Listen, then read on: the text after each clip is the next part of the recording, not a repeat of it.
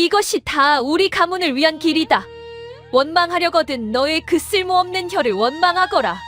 차가운 말이 끝나자 여인은 아이를 눈보라 속으로 밀쳐냈습니다. 단 한 번도 뒤돌아보지 않은 채 마차에 올랐지요. 말 못하는 아이가 설산에서 귀신이 되길 바란 듯이 살을 애는 눈보라. 버려진 아이 앞을 가로막은 것은 굶주린 늑대의 내 시퍼런 안광이었습니다. 아이가 공포에 질려 눈을 감는 바로 그 순간 어둠을 가르고 거대한 도끼 하나가 날아들었습니다. 선두의 늑대 목이 단숨에 잘려나가고 짐승의 비명이 설산을 찢었습니다.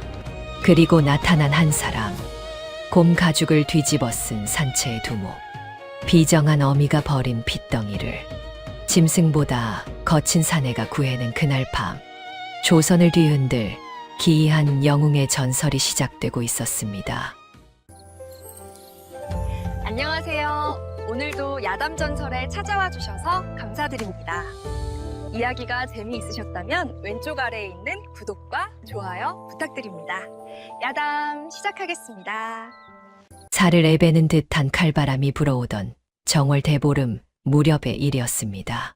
하늘에서는 한방눈이 쏟아져 내려온 세상을 하얗게 지우고 있었는데 그 서슬퍼런 추위 속에서도 도성 한복판에 자리한 어느 대감댁 안채에서는 서늘한 기운이 감돌고 있었습니다. 방 안의 화로에는 숯불이 붉게 타오르고 있었지요만 그 방의 주인인 윤씨 부인의 눈빛은 타오르는 불꽃보다 더 차갑게 식어 있었습니다. 그녀의 시선은 구석에 웅크리고 앉아있는 어린 아들 무영에게 머물렀습니다. 무영은 입술을 굳게 다문 채 어머니를 바라보았으나 그 입에서는 단 한마디의 말도 나오지 않았습니다. 날 때부터 소리를 잃은 것인지 아니면 다른 곡절이 있는 것인지 누구도 알지 못했지요. 헌데 그 무구한 눈망울을 보는 윤씨 부인의 가슴 속에는 비정한 탐욕만이 가득 차오르고 있었습니다. 이 아이가 살아있는 한 내 핏줄인 장포가 이 가문의 주인이 될 수는 없는 노릇이었지요. 윤씨 부인은 문득 결심한 듯 곁에 서 있던 늙은 유모를 불러 세웠습니다. 잠시 후 어둠이 짙게 깔린 뒷문을 통해 작은 마차 한 대가 소리 없이 빠져나갔습니다. 마차 바퀴가 눈길을 굴러가는 소리가 고요한 밤 공기를 가르고 있었는데 마차 안의 분위기는 그야말로 살얼음판과 같았습니다. 어린 무영을 품에 안은 유모는 겁에 질린 표정으로 부인의 눈치를 살피고 있었습니다. 그녀의 손은 파들파들 떨리고 있었지요. 부인, 정말로 이 어린 핏덩이를 저 험한 산속에 버리시려는 것입니까? 닥치거라. 가문의 정통을 흐리는 티끌 하나를 눈발에 씻어내는 것이니 이것이 어찌 비정함이라 하겠느냐. 내 아들 장포의 앞길에 걸림돌이 된다면 그것이 비록 내 배 아파 낳은 자식이라 할지라도 예외는 없는 법이지. 하늘이 무섭지 않으십니까? 이 엄동설 안에 아이를 버리는 것은 천지신명이 굽어 살피는 귀한 명주를 끊는 일이옵니다. 제발 마음을 돌려주시옵소서. 하늘은 이기는 자의 편이다. 어서 아이를 내려놓아라. 한 번만 더 내 결정을 가로막는다면 내 목숨 또한 장담하지 못할 것이니라. 윤씨 부인의 목소리에는 일말의 망설임도 없었습니다. 마차는 어느덧 인적이 끊긴 험준한 산곡의 중턱에 멈춰 섰습니다. 눈보라가 더욱 거세게 휘몰아치며 마차의 문틈으로 차가운 냉기를 들이밀고 있었지요. 부인은 유모의 품에서 무영을 거칠게 낚아챘습니다. 아이는 영문도 모른 채 어머니의 옷자락을 붙잡으려 했으나 부인은 매몰차게 그 손을 뿌리쳤습니다. 그리고는 험한 바위 틈 사이로 아이를 밀쳐버리고 말았습니다. 털썩 소리와 함께 아이의 작은 몸이 눈구덩이 속으로 파묻혔습니다. 입을 벙긋거려 보았지만 산을 울리는 것은 늑대들의 울음소리뿐이었습니다. 비정한 어미는 단 한 번의 뒤돌아봄도 없이 마차에 올라타 자리를 떠났습니다. 홀로 남겨진 무영은 온몸이 얼어붙는 고통 속에서 가쁜 숨을 몰아쉬었습니다. 그때였습니다. 어둠 속에서 형형하게 빛나는 푸른 안광들이 하나둘씩 모습을 드러내기 시작했습니다. 굶주린 늑대 떼가 아이의 체온을 감지하고 몰려든 것이었지요. 늑대들은 낮은 으르렁거림을 내뱉으며 아이를 에워쌌습니다. 무영은 공포에 질려 눈을 감았습니다. 그 찰나의 순간 산천을 뒤흔드는 거대한 금소금이 울려 퍼졌습니다. 슉슉챙 어둠을 가르는 거대한 그림자가 나타나더니 늑대 한 마리의 목을 단숨에 낚아채 눈밭에 내동댕이 쳤습니다. 그것은 인간의 몸집이라기엔 믿기지 않을 만큼 거대한 사내였습니다. 사내는 어깨에 맨 거대한 도끼를 한 번 휘둘러 늑대를 위협했습니다. 짐승들은 사내에게서 뿜어져 나오는 압도적인 기세에 눌려 꼬리를 내리고 숲속으로 자취를 감추었습니다. 사내는 천천히 무영에게 다가갔습니다. 차가운 눈반 위에 쓰러진 아이의 얼굴을 가만히 내려다보았지요. 아이고, 이 비정한 세상에 결국 이런 핏덩이까지 버렸단 말이냐. 사내는 투박한 손으로 아이를 조심스럽게 들어 올렸습니다. 아이의 작은 몸이 사내의 가슴팍에 닿자 죽어가던 생명의 온기가 조금씩 되살아나기 시작했습니다. 사내는 아이를 자신의 두꺼운 가죽 외투 안으로 밀어 넣었습니다. 헌데 그때 아이의 저고리 틈새에서 무언가 툭 하고 눈밭으로 떨어졌습니다. 그것은 핏빛처럼 붉은 빛을 머금은 반쪽짜리 청옥패였습니다. 옥패는 달빛을 받아 기묘하게 번뜩이고 있었지요. 허허, 범상치 않은 물건을 지니고 있구먼. 이것이 내 놈의 기구한 팔자를 말해주는 것이냐. 사내는 옥패를 주워 주머니에 넣고는 성큼성큼 산속으로 걸음을 옮겼습니다. 눈은 여전히 세상을 삼킬 듯 내리고 있었으나 아이를 품은 사내의 발걸음은 바위처럼 단단했습니다. 이 기이한 만남이 훗날 조선의 운명을 어떻게 뒤바꾸어 놓을지 그때는 그 누구도 짐작하지 못했을 것입니다. 과연 이 아이는 험한 산속에서 살아남아 자신의 목소리를 되찾을 수 있을까요? 그리고 자신을 버린 세상을 향해 어떤 복수의 칼날을 갈게 될까요? 눈보라 속에 남겨진 아이의 발자국은 금세 사라졌으나 그 품 안에서 빛나던 붉은 옥패의 빛깔만은 흑호의 기억 속에 강렬하게 각인되고 있었습니다.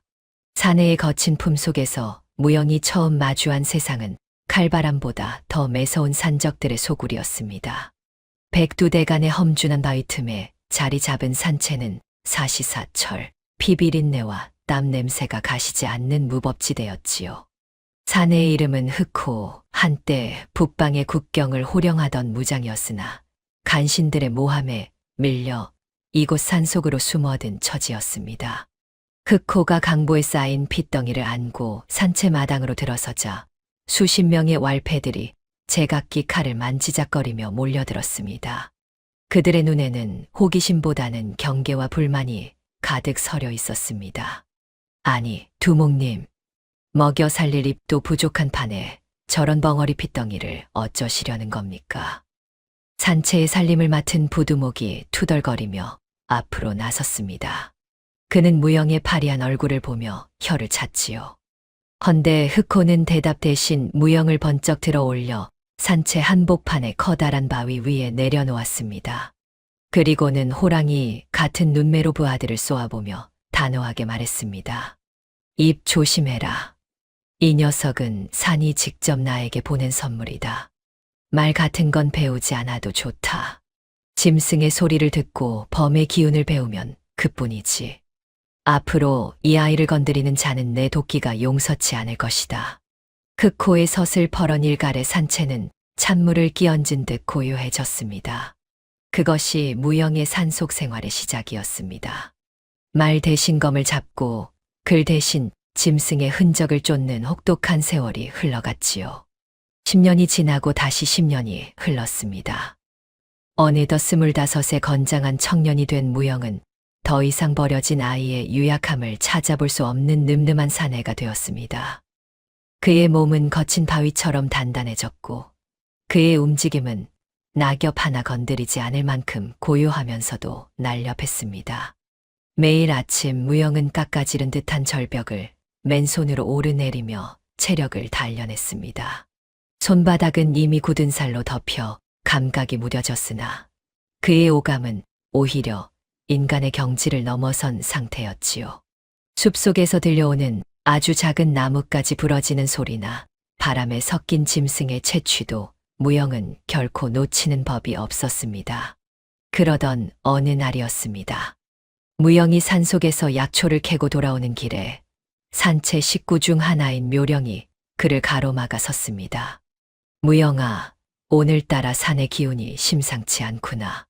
저 아래 유랑민들이 떼를 지어 우리 산채 쪽으로 올라오고 있다는구나. 묘령은 무영의 상처를 치료해주며 유일하게 따뜻한 말을 건네는 조력자였습니다. 무영은 대답 대신 고개를 끄덕이며 흑호가 물려준 단검을 고쳐주었습니다. 아니나 다를까 해가 뉘엿뉘엿 저물 무렵이 되자 곤주림에 미친 유랑민들이 산채 입구까지 들이닥쳤습니다. 그들은 단순한 피난민이 아니라 전란의 혼란을 틈타 약탈자로 변해버린 무리였지요. 그때였습니다. 산채의 목책을 넘어온 적들이 흑호의 침소를 향해 달려들었습니다. 무영은 어둠 속에서 그림자처럼 움직이기 시작했습니다. 첫 번째 적이 비명을 지르기도 전에 무영의 단검이 그의 목덜미를 스쳐 지나갔습니다. 무영은 소리를 내지 않았습니다. 오로지 짐승처럼 낮은 포효를 가슴 속에 묻어둔 채 적들의 급소를 정확하게 타격해 나갔습니다. 나무 위에서 낙하하여 적의 등을 내리찍고 다시 덤불 속으로 사라지는 그의 모습은 영락없는 산속의 호랑이였습니다. 어둠 속에서 10명의 적이 무영의 손에 쓰러졌습니다. 뒤늦게 달려나온 흑호는 피 묻은 칼을 쥐고 선 무영의 뒷모습을 보며 기특한 듯 허허 웃었습니다.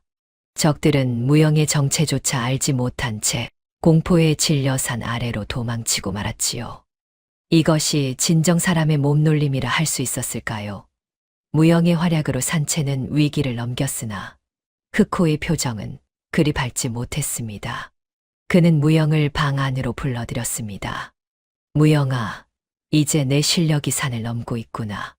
허나 내 눈 속에 서린 그 한은 어찌할 셈이냐. 흑호는 무영의 웃옷을 벗기게 했습니다. 그리고는 달궈진 바늘을 꺼내 무영의 넓은 등에 무언가를 새기기 시작했습니다. 그것은 북방의 험준한 산맥과 계곡이 얽힌 기묘한 호랑이 문신이었습니다. 문신이 완성되어 갈수록 무영의 등에서는 붉은 피가 흘러내렸지만 그는 단 한 번의 신음도 내지 않았습니다. 흑호는 그 문신 속에 자신이 평생을 바쳐 지켰던 군사 기밀과 보물이 숨겨진 지도를 은밀히 새겨 넣은 것이었지요. 이것은 내 놈의 목숨보다 귀한 것이다. 언젠가 이 산을 내려가게 될 때 이것이 내 놈의 가장 강력한 무기가 될 것이다. 문신이 완성되자 무영의 몸에서는 알 수 없는 뜨거운 기운이 솟구쳤습니다. 흑호는 무영의 품에서 오래전 거두었던 반쪽짜리 청옥패를 꺼내 다시 그의 손에 쥐어주었습니다. 옥패의 서늘한 감촉이 무영의 심장을 때렸습니다. 이제 무영은 인간의 언어를 잃은 대신 세상을 뒤흔들 수 있는 묵직한 기세와 비밀을 품게 되었습니다. 과연 무영의 등에 새겨진 이 호랑이 문신은 장차 어떤 운명의 문을 열게 될까요? 그리고 그는 언제쯤 이 깊은 산속을 벗어나 자신을 버린 세상을 향해 당당히 고개를 들 수 있을까요? 흑호가 건넨 옥패는 달빛을 받아 기묘한 붉은 광채를 뿜어내고 있었으며 그것은 마치 피비린내 나는 전란의 전조와도 같았습니다. 무영의 시선은 산 아래 구름에 가려진 도성 너머를 향해 무겁게 내려앉고 있었습니다. 찬서리가 내려앉은 골짜기의 아침은 서리빨보다 더 날카로운 정적으로 가득 차 있었습니다. 무영은 쏟아지는 폭포수 아래에서 가부좌를 튼 채 홀로 자신과의 싸움을 이어가고 있었지요. 얼음장 같은 물줄기가 어깨를 때릴 때마다 살등이 찢어지는 고통이 밀려왔으나 무영은 눈 하나 깜빡이지 않았습니다. 헌데 육신의 고통보다 더 괴로운 것은 머릿속을 헤집는 끔찍한 환영이었습니다. 눈을 감으면 20년 전 그날의 공기가 어렴풋이 되살아나 무영의 숨통을 조여왔던 것입니다. 어머니의 창백한 얼굴과 자신을 비정하게 밀쳐내던 계모의 서늘한 손길이 기억의 심연 속에서 일렁거리고 있었지요. 그날 밤 무영은 산채 깊숙한 곳에 자리한 동굴에서 흑호와 마주 앉았습니다. 타닥거리며 타오르는 장작불이 두 사내의 얼굴을 붉게 물들이고 있었는데 흑호의 눈빛은 유난히 무거웠습니다. 그는 주머니에서 무영의 붉은 청옥패를 꺼내 만지작거리며 나직한 목소리로 입을 열었지요. 무영아, 이제는 내 놈도 알아야 할 때가 된 것 같구나. 내 어미를 주둠으로 몰아넣고 너를 이 산속에 버린 자들이 누구인지 말이다. 흑호는 비릿한 미소를 지으며 무영의 가슴 속에 잠든 증오의 불씨를 건드렸습니다. 도성의 권력자들과 결탁하여 무고한 이들을 도륙하던 간신들의 이름을 하나둘씩 읊조렸지요. 무영은 주먹을 꽉 쥐었으나 목구멍은 여전히 바위 덩어리가 막힌 듯 답답하기만 했습니다. 말을 하고 싶어도 터져 나오지 않는 그 억눌린 울분은 무영의 영혼을 시커멓게 태우고 있었던 셈이었지요. 이튿날 새벽, 흑호는 무영을 깎아지른 듯한 절벽 끝으로 데려갔습니다. 발 아래는 천길 낭떠러지였고 안개만이 소용돌이치며 입을 벌리고 있었지요. 흑호는 진검을 뽑아 들고 무영을 맹렬하게 몰아붙이기 시작했습니다. 단순한 대련이 아니라 진심으로 목숨을 앗아갈 듯한 기세로 검을 휘둘렀던 것입니다. 내 안에 맺힌 그 지독한 응어리를 토해내란 말이다.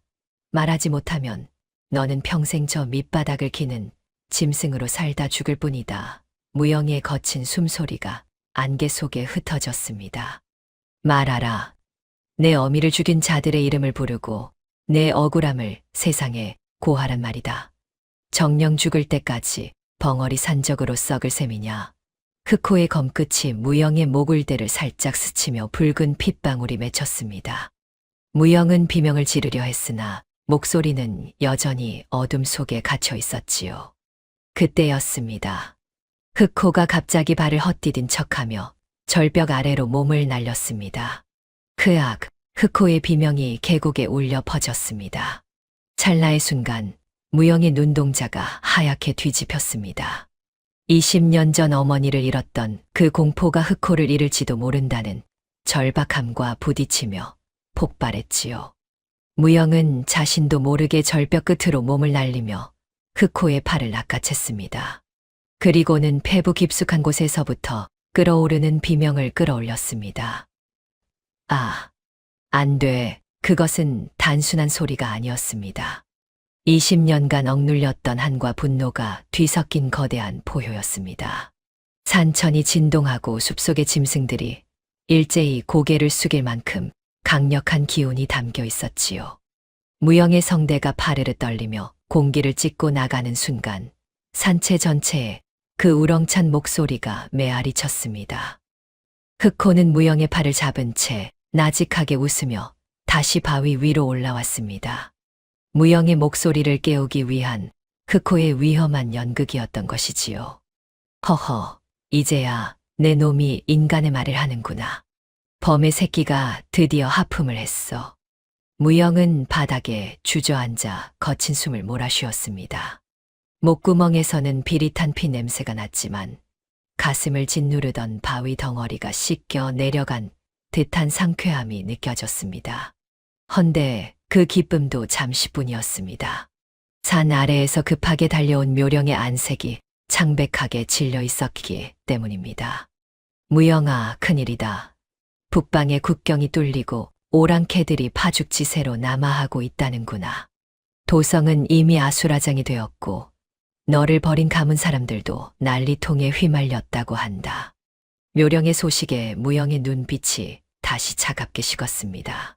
목소리를 찾은 무영에게 주어진 첫 번째 임무는 복수가 아니라 전란의 소용돌이에 휘말린 이 땅을 지키는 일이었던 것입니다. 무영은 흑호가 걷는 보검을 꽉 쥐며 산 아래를 굽어보았습니다. 과연 나를 되찾은 무영은 이 난세에서 어떤 영웅의 노래를 부르게 될까요? 산 아래에서 들려오는 피비린내 섞인 바람은 어느덧 산채의 깃발을 사납게 흔들고 있었으며 그것은 피할 수 없는 운명의 시간이 다가왔음을 알리고 있었습니다. 북방의 지평선 너머에서 피어오르는 검은 연기는 예사실이 아니었습니다. 낮에는 자욱한 연기가 하늘을 가리고 밤이면 핏빛 봉화가 줄을 이어 산맥을 타고 남하하고 있었지요. 도성이 아수라장이 되었다는 소식은 산체의 평온했던 공기를 단숨에 깨뜨려버리고 말았습니다. 무영은 산 정상에 서서 바람에 실려오는 비릿한 피 냄새를 맡았습니다. 짐승의 감각으로 자라온 그에게 전란의 기운은 피부를 찌르는 가시처럼 선명하게 느껴졌던 셈이었지요.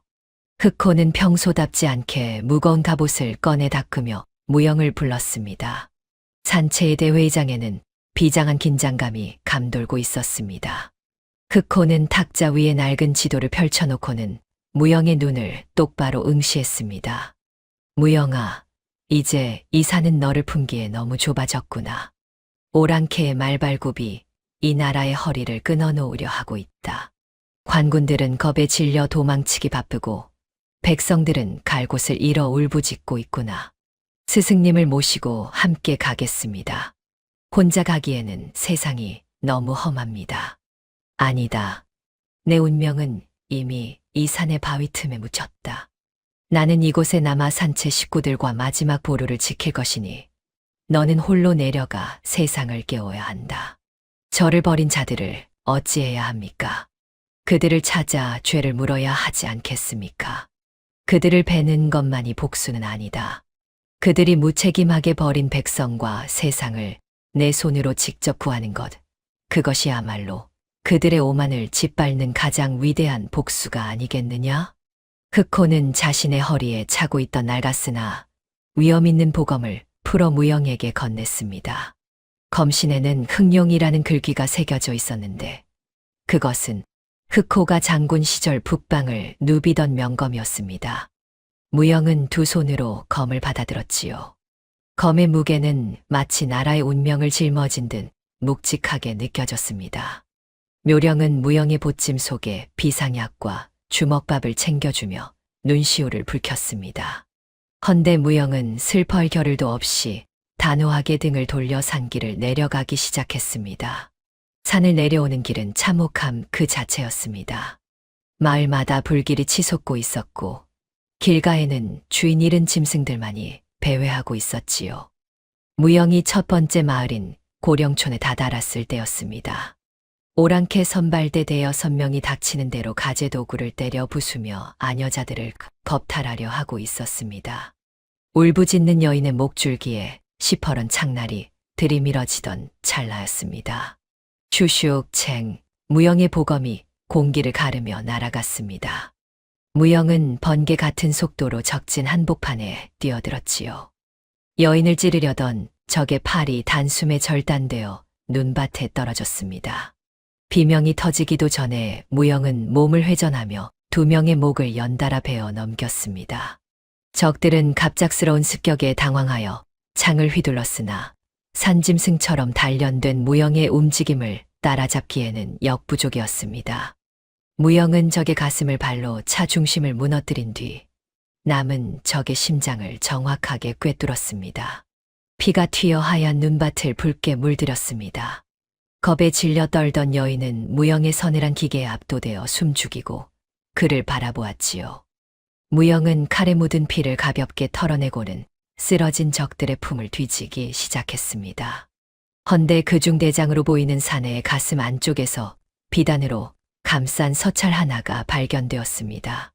서찰을 펼쳐든 무영의 눈동자가 파르르 떨리기 시작했습니다. 그 서찰의 모서리에는 무영이 꿈속에서도 잊지 못했던 그 이름, 계모 윤씨 가문의 비밀 인장이 선명하게 찍혀 있었던 것이지요. 오랑캐와 내통하며 도성의 성문을 열어주겠다는 반역의 음모가 그 작은 종이 위에 고스란히 적혀 있었던 셈이었습니다.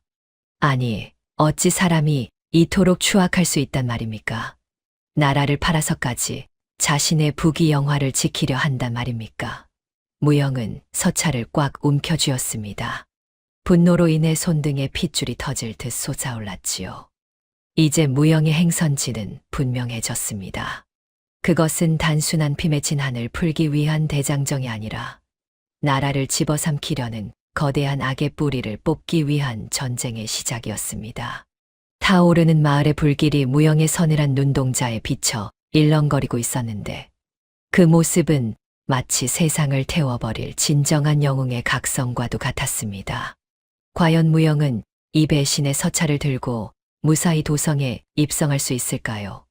그리고 자신을 버린 가문이 쳐놓은 촘촘한 그물을 뚫고 진실을 밝힐 수 있을까요? 무영의 발걸음은 어느덧 피와 눈이 섞인 진창기를 지나 거대한 음모가 도사리는 도성의 심장부를 향해 묵직하게 나아가고 있었습니다. 도성의 난무는 더 이상한 나라의 자부심이 아니었습니다. 그것은 지옥으로 통하는 입구이자 무너진 자들의 신음이 모여드는 거대한 무덤과도 같았습니다. 성문 아래에는 피난길에 지친 백성들이 거적대기를 덮은 채 추위에 떨고 있었으며 공기 중에는 타버린 목조 건물의 매캐한 냄새와 비릿한 피 냄새가 뒤섞여 떠돌고 있었습니다. 무영은 너덜너덜한 삿갓을 깊게 눌러쓴 채 그 아수라장 속으로 발을 들였지요. 산속에서 보았던 평화로운 풍경과는 대조되는 참혹한 광경에 무영의 심장은 무겁게 내려앉고 말았습니다. 화려했던 한양의 기계는 온데간데 없고 오로지 생존을 향한 처절한 몸부림만이 저작거리를 가득 채우고 있었던 셈이었지요. 무영은 잿더미가 된 장터 뒷골목을 지나던 중 길가에 홀로 앉아 울고 있는 어린아이를 발견했습니다. 아이는 죽은 어머니의 시신 곁에서 차갑게 식어가는 손을 붙잡고 있었는데 그 모습이 마치 20년 전 설산에 버려졌던 자신의 처지와 너무도 닮아 보였던 터라 무영은 발기를 뗄 수 없었습니다. 무영은 품 안에서 소중히 아껴두었던 마지막 주먹밥을 꺼내 아이의 손에 쥐어주었지요. 아이가 겁에 질린 눈으로 자신을 바라보자 무영은 거친 손으로 아이의 머리를 한 번 쓰다듬어 주었습니다. 말 한마디 없었으나 그 묵직한 온기는 아이에게 무엇보다 큰 위로가 되었을 것입니다. 무영은 아이를 인근의 노인들에게 부탁한 뒤 다시 어둠 속으로 몸을 숨겼습니다. 훗날 이 작은 자비가 어떤 거대한 민심의 물결이 되어 돌아올지 무영은 그때까지만 해도 전혀 짐작하지 못했겠지요? 이윽고 무영은 묘령이 알려준 도성의 비밀 주막, 귀곡각에 도착했습니다. 이곳은 겉보기에 허름한 술집이었으나 지하에는 온갖 정보가 오가는 은밀한 거점이 마련되어 있었습니다.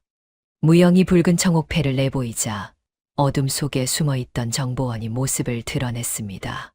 사내는 기름기 번지르르한 얼굴로 무영을 훑어보며 비릿한 웃음을 지었지요. 이런 난세의 정인이 복순이 하는 것들이 밥을 먹여준다고 생각하시오?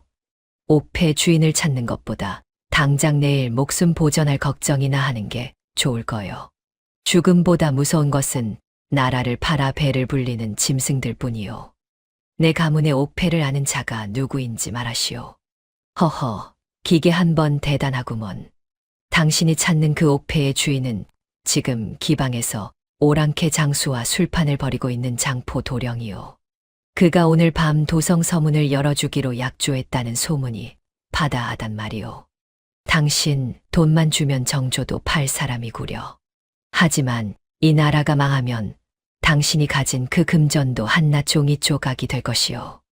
무영의 일침에 정보원의 얼굴이 잠시 굳어졌으나 무영은 대답을 기다리지 않고 자리에서 일어났습니다. 이제 확인해야 할 것은 하나였습니다.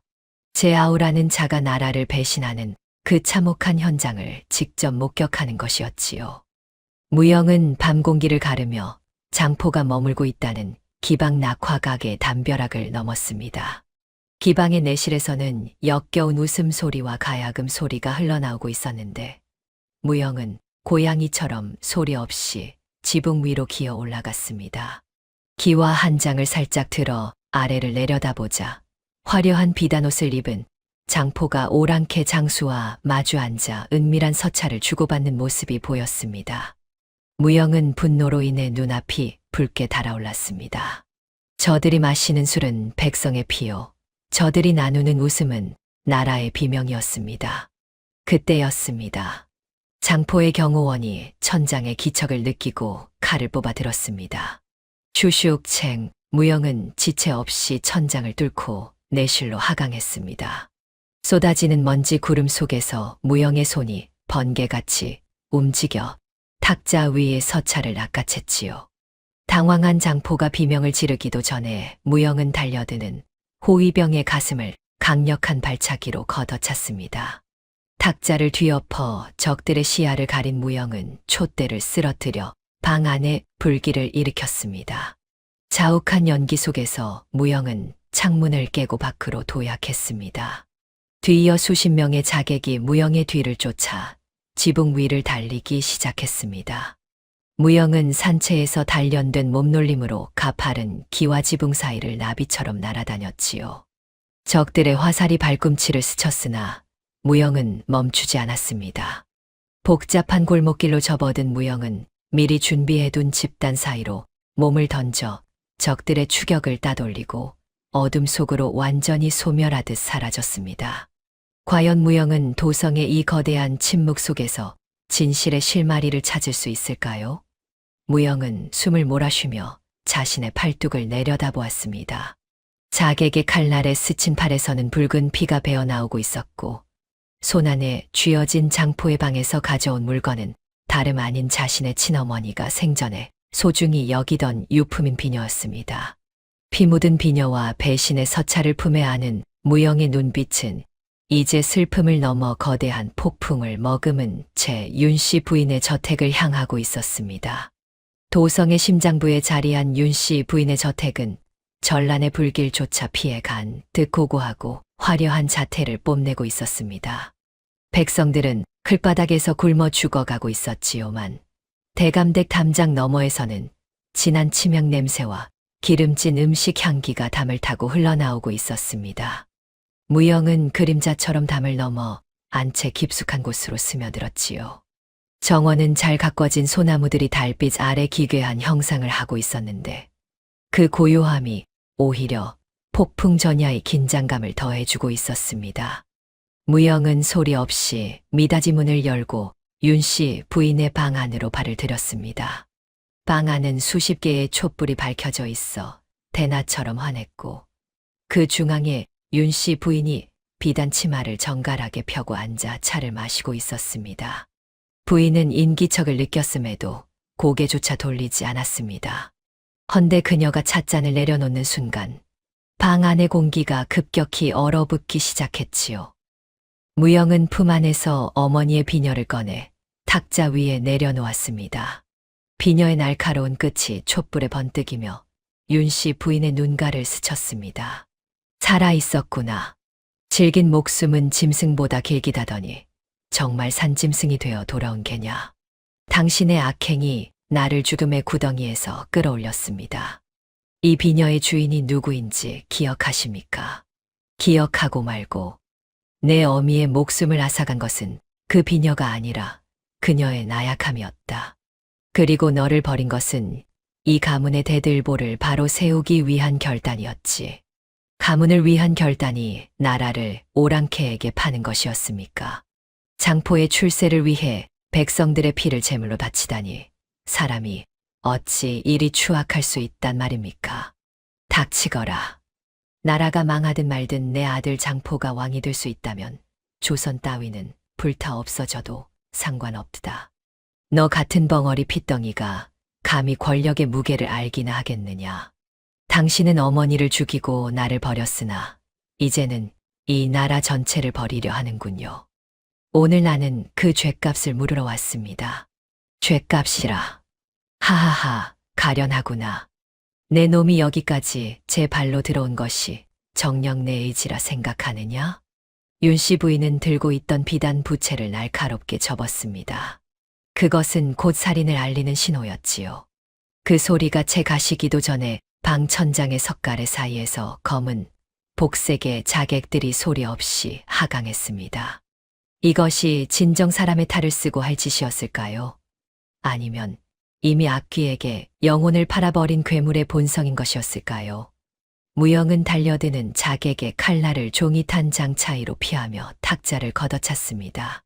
찻잔들이 바닥에 떨어져 깨지는 소리가 고요한 밤의 정적을 무참히 깨뜨렸지요. 무영은 무거운 찻상을 방패 삼아 쏟아지는 화살 세례를 막아냈습니다. 그리고는 촛대를 휘둘러 비단 커튼에 불을 붙였지요. 순식간에 불길이 치솟으며 방 안은 자욱한 연기로 가득 찼습니다. 자객들의 포위망이 좁혀오자 무영은 흑호에게 배운 산짐승의 움직임으로 대응했습니다. 첫 번째 자객의 손목을 꺾어 칼을 빼앗은 뒤에서 덮쳐오는 적의 가슴을 발로 차 밀쳐냈지요. 연기 속에서 시야가 흐릿해진 틈을 타 무영은 병풍을 밀어 적들의 진로를 방해했습니다. 그리고는 안채 마당으로 몸을 날렸으나 그곳에는 이미 수십 명의 포교들이 횃불을 들고 진을 치고 있었습니다. 내 놈을 적국의 첩자로 몰아쳐다나는 것은 일도 아니니라. 어서 저 역적의 목을 쳐라. 윤씨 부인의 서슬퍼런 고함이 마당을 울렸습니다. 무영은 포위된 채 사방에서 가해지는 공격을 받아내야 했지요. 칼날이 무영의 어깨를 스치며 붉은 피가 배어나왔으나 무영은 고통을 느낄 새도 없이 검을 휘둘렀습니다. 그때였습니다.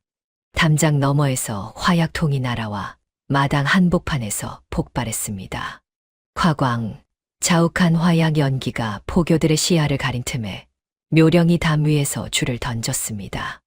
무영은 본능적으로 그 줄을 붙잡고 성벽 같은 담장을 뛰어넘었지요.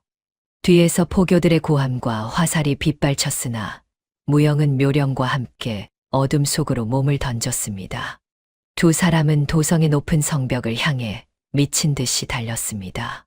성문을 지키는 병사들의 눈을 피해 배수구를 통과한 무영은 차가운 강물 속으로 뛰어들었지요.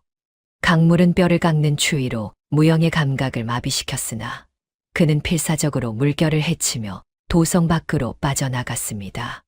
멀리 도성 성곽 위에서 타오르는 횃불들이 마치 굶주린 짐승의 눈처럼 무영을 쫓고 있었는데 그것은 피할 수 없는 결전의 시간이 다가오고 있음을 알리는 신호탄이기도 했습니다. 물가로 기어 올라온 무영의 손에는 윤씨 부인이 던졌던 은장도 하나가 쥐어 있었습니다. 장도에는 기묘한 비문이 새겨져 있었는데 죽어야 할 자는 살아 돌아온다는 그 글귀가 마치 무영의 운명을 예언하는 듯 번뜩이고 있었지요. 과연 무영은 이 절체절명의 위기를 딛고 일어나 흩어진 민심을 모을 수 있을까요? 그리고 계모의 거대한 음모를 깨뜨리고 나라를 구할 영웅의 길을 걸을 수 있을까요? 무영은 젖은 옷을 짜내며 멀리 어둠 속에 잠긴 도성을 뒤돌아보았습니다. 그의 눈빛은 이제 슬픔도 분노도 아닌 거대한 폭풍을 잉태한 고요한 바다와도 닮아 있었습니다. 도성 밖 언덕에 몰아치는 바람은 이미 죽음의 냄새를 머금고 있었습니다. 오랑캐의 대군이 성문 앞까지 들이닥쳐 검은 파도처럼 밀려오고 있었는데 정작 그들을 막아야 할 관군들은 겁에 질려 도망치기에 바빴던 셈이었지요. 백성들은 갈 곳을 잃고 눈밭 위를 헤매며 울부짖고 있었습니다. 그때였습니다. 어둠을 뚫고 묵직한 말발굽 소리와 함께 한 무리의 사내들이 나타났습니다. 거친 가죽옷을 입고 거대한 도끼와 칼을 든 그들은 다름 아닌 산채의 흑호와 그의 동료들이었습니다. 무영은 피 묻은 보검을 치켜들며 흩어진 백성들 앞에 우뚝 섰습니다. 무영이 나타나자 절망에 빠졌던 백성들의 눈에 생기가 돌기 시작했습니다. 헌데 그들 틈에 섞여 도망치려던 관군 장수 하나가 무영의 앞을 가로막으며 비아냥거렸지요. 왕도 버리고 도망친 이 나라를 고작 산적 나부랭이들이 구하겠단 말이냐. 저 대군을 보고도 정신을 못 차리는구나. 어서 목숨이나 부지해라. 우리는 역적이라 불리나 이 땅의 진짜 주인이오. 당신들이 버린 것은 성벽이 아니라 백성들의 목숨이었소. 고작 죽창을 든 백성들이 저 철갑 기병을 어찌 막는단 말이냐. 이것은 개죽음일 뿐이다. 왕이 버린 백성을 우리가 지키면 역사는 우리를 영웅이라 기록할 것이오. 도망치고 싶다면 가시오. 허나 이 땅의 흙 한 줌도 당신들의 비겁함을 잊지 않을 것이오. 무영의 일갈의 장수는 할 말을 잃고 뒷걸음질 쳤습니다. 무영은 등에 새겨진 호랑이 문신의 요철을 손끝으로 더듬으며 스승 흑호가 각인해 두었던 북방 지형의 급소를 머릿속에 그렸습니다. 적의 보급 수레가 반드시 지나야만 하는 좁은 골짜기의 목을 정확히 짚어낸 것이었지요. 무영은 확신에 찬 목소리로 지도를 가리켰습니다. 저들이 믿는 것은 군량의 넉넉함이나 내 등에 새겨진 지도는 저 골짜기가 그들의 무덤이 될 것임을 말해주고 있소. 복음로만 끊는다면 거대한 대군도 굶주린 짐승에 불과할 것이오. 그것은 정면 승부가 아닌 산짐승의 사냥 방식을 닮은 기습이었습니다. 이윽고 칠흑 같은 밤이 찾아왔습니다. 적진의 한복판에는 오랑캐들이 승리를 확신하며 술판을 벌이고 있었는데 그곳은 윤씨 부인과 장포가 약조한 대로 성문이 열리기만을 기다리는 반역의 현장이기도 했습니다. 무영은 정예병들을 이끌고 소리 없이 적의 화약고 근처로 잠입했습니다. 심장이 터질 듯 뛰었으나 무영의 움직임은 안개처럼 고요했지요. 폭발의 순간은 순식간에 찾아왔습니다. 무영이 횃불을 화약 상자에 던지자마자 대지를 뒤흔드는 굉음이 울려 퍼졌습니다. 화광, 거대한 불기둥이 밤하늘을 찢으며 솟구쳤고 적진은 단숨에 아수라장으로 변했습니다.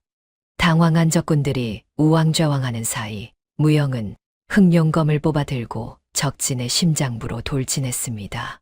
그는 말 위로 뛰어올라 적의 장수를 향해 맹렬하게 검을 휘둘렀지요. 첫 번째 휘두름에 적의 호위병이 낙마했습니다. 두 번째 공격에 적장의 투구가 쪼개졌습니다. 세 번째 합에서 무영은 적장의 창대를 단숨에 베어 넘겼습니다. 적장은 제 나라 지형보다 더 정확하게 보급로를 꿰뚫고 기습해온 무영의 정체에 경악했습니다.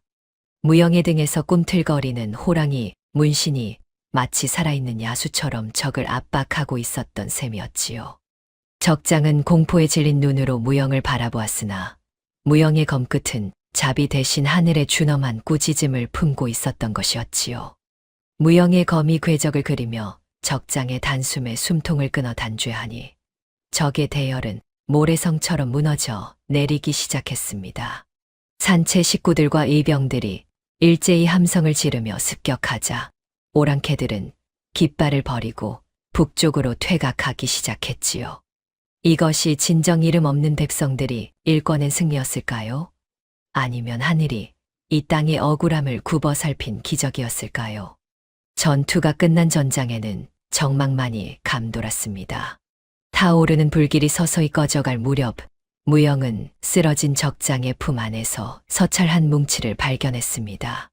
그것은 윤씨 부인이 적국과 나눈 또 다른 배신자들의 명단이었습니다.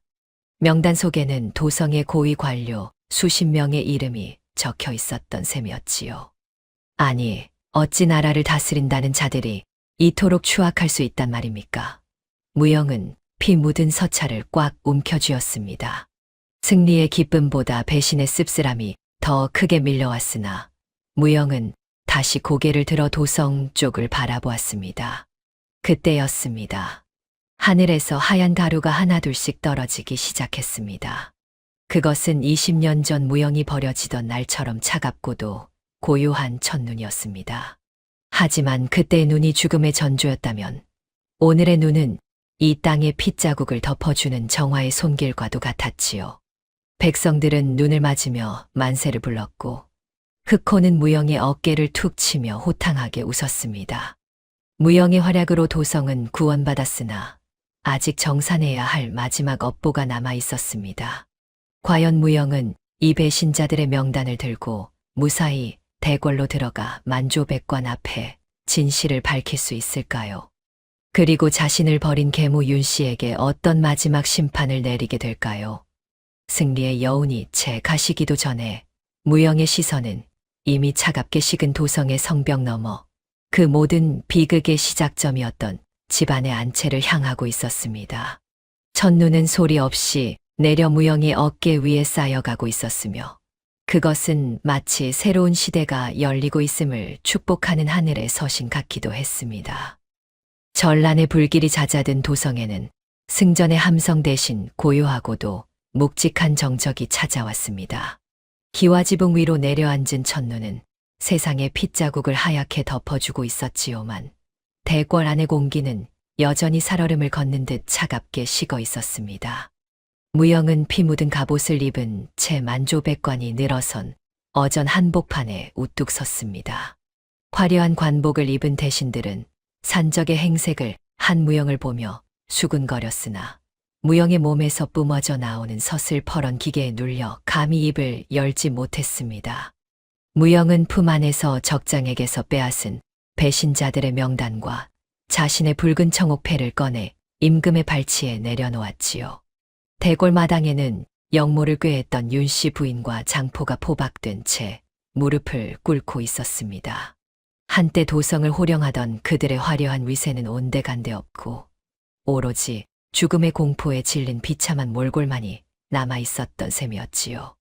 임금은 서차를 훑어내려가며 진노하여 책상을 내리쳤습니다. 이토록 추악한 배신이 도성 한복판에서 벌어지고 있었다니 내 눈과 귀가 멀었던 것이로구나. 저 여인과 그 아들을 당장 저작거리로 끌어내어 엄히 다스려 황천길로 보내라. 처형장으로 향하는 길목에는 수많은 백성이 몰려들어 윤씨 부인과 장포에게 돌을 던졌습니다. 윤씨 부인은 형장의 이슬로 사라지는 순간까지도 무영을 향해 표독스러운 저주를 퍼부었지요. 내 이놈, 짐승 같은 놈이 감히 이 가문을 망치고도 무사할 줄 아느냐. 너는 영원히 저주받은 핏줄로 살다 죽을 것이다. 당신을 죽이는 것은 나라의 법이나 당신을 내 기억 속에서 지워버리는 것은 나의 선택입니다. 당신이 그토록 원하던 권력의 끝이 고작 이 차가운 칼날이었습니까? 무영의 나직한 목소리가 처형장의 공기를 갈랐습니다. 윤씨 부인은 대답 대신 비명을 지르며 고개를 떨구었지요. 이것이 진정탐욕의 눈먼 자의 비참한 말로였을까요? 아니면 하늘이 내린 준엄한 인과응보였을까요? 지켜보던 백성들은 통쾌함보다는 권력의 허무함에 몸서리쳤던 터라 처형장에는 한동안 무거운 침묵만이 감돌고 말았습니다. 심판이 끝난 뒤 임금은 무영을 다시 불렀습니다. 임금은 무영에게 큰 상을 내리고 그를 종일품 장군으로 봉하여 가문의 명예를 복권해 주려 했지요. 화려한 관복과 금제 옥패가 쟁반에 담겨 무영의 앞에 놓였습니다. 그대는 버려진 자식이었으나 이제 이 나라의 영웅이 되었소. 이 옥패를 받아 그대의 성씨를 되찾고 가문의 대들보가 되어주오. 전하, 가문이 내린 성씨는 껍데기일 뿐이오나 백성들이 제게 준 이름은 제 심장에 새겨져 있습니다. 저는 비단 옷보다 산속의 늑대 가죽이 더 편한 사람입니다. 정녕 이 부귀영화를 마다하고 다시 산으로 돌아가겠다는 게냐? 남들은 평생을 바쳐도 얻지 못할 자리가 아니더냐. 권력의 맛은 입에는 달콤하나 그 대가는 비단보다 무겁습니다. 저는 그저 이름 없는 그림자로 남아 백성들의 웃음소리 뒤에 숨어 살고 싶을 뿐입니다. 무영은 임금이 내린 옥패를 집어들더니 미련 없이 대궐 바닥에 던져버렸습니다. 챙그랑 소리와 함께 옥패가 깨져 사방으로 튀었지요. 만조백관이 경악하여 숨을 들이켰으나 무영은 단 한 번의 뒤돌아봄도 없이 어전을 빠져나왔습니다. 대궐문 밖에는 묘령과 흑호가 낡은 나귀 한 마리를 끌고 무영을 기다리고 있었습니다. 무영아, 정말 아쉽지 않은 거냐? 이제 대감 소리 들으며 떵떵거리고 살 수 있는데 말이지요. 묘령아, 산의 바람 소리가 도성의 아첨 소리보다 1000배는 더 감미롭단다. 이제야 비로소 숨이 쉬어지는구나. 무영은 묘령의 손을 잡고 첫눈이 소복이 쌓인 성문 밖으로 걸음을 옮겼습니다. 백성들은 성벽에 기대어 멀어져가는 무영의 뒷모습을 보며 눈물을 흘리거나 조용히 고개를 숙여 예를 표했지요. 역사는 승리한 왕과 그를 보필한 대신들의 이름만을 기록했으나 백성들은 산속으로 사라진 이름 없는 영웅을 자신들의 가슴 속에 기록했던 셈이었지요. 과연 무영과 묘령은 그 깊은 설산 속에서 평온한 삶을 찾았을까요? 훗날 전해지는 야사에 따르면 눈이 많이 오는 밤이면 백두대간의 험준한 바위 틈에서 거대한 호랑이 가죽을 쓴 장군이 백성들을 지키기 위해 산을 내려온다는 전설이 생겨났다고 합니다. 사람들은 그를 그림자 없는 영웅이라 불렀으며 그가 버리고 간 붉은 청옥패의 조각들은 민초들의 억울함을 달래주는 기이한 부적이 되었다지요. 욕심이라는 이름의 묵은 눈은 봄볕에 녹아 흔적도 없었으나 무영이 남긴 의로운 기계는 천년의 세월을 견디며 이 땅의 흙 속에 스며들었습니다. 무영의 발걸음이 닿는 곳마다 새로운 생명의 싹이 돋아나고 있었으며 그것은 기록되지 못한 영웅이 우리에게 남긴 마지막 선물이 아니었겠습니까? 멀리 산봉우리 너머로 저물어가는 노을이 무영의 뒷모습을 황금빛으로 물들이고 있었는데 그 풍경은 마치 세상에서 가장 아름다운 야담의 마지막 장을 덮는 듯 고요하고도 숭고했습니다. 인과응보라 했습니다. 탐욕으로 흥한 자는 결국 그 탐욕의 칼날에 스스로 무너지는 법이지요. 제 자식을 눈 속에 버리고 나라까지 팔아넘기려 했던 여인의 끝은 참혹한 처형대의 이슬이었습니다. 가문이라는 허울보다 귀한 것은 사람의 도리임을 우리는 잊지 말아야 합니다. 오늘날의 우리 또한 누군가에게 비정한 눈보라가 되고 있지는 않은지 되돌아볼 일입니다. 오늘의 이야기가 당신의 마음에 작은 울림이 되었기를 바랍니다. 아이구야, 이야기 한판 끝났네 글려. 마음에 닮았거든 구독, 신났거든 좋아요, 그리고 느낀 점은 댓글로 꼭 남겨주시고 다음 판은 더 신명나게 풀어드리리다. 복 받으이소.